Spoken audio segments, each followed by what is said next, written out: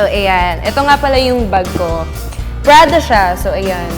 Ito yung first bag ko na talagang na-branded talaga. Kaya sobrang happy ako kasi ever since, yung mga bag ko dyan lang.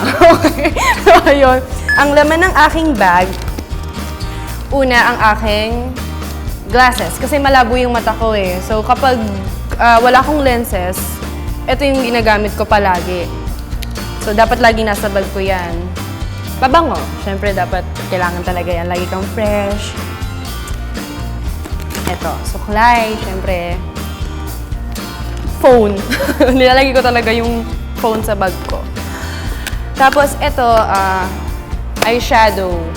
Yan. So, nilagay ko dyan. Tapos, ito pinakamahalaga. Nagdadala ng aking fez. Para sa kilay ko. Yan. Kaya, super kapal ng aking kilay. Ito yung nagdadala doon. Importante yan. Tint. Ito yung lagi ko talagang ginagamit. Hindi ako mahilig gumamit kasi ng mga lipsticks. So, lagi lang akong tint chick. Tapos, lip tint, ganyan. Brush. Yun lang. Pantanggal lang ng oiliness. So, yun lang ang laman ng aking bag.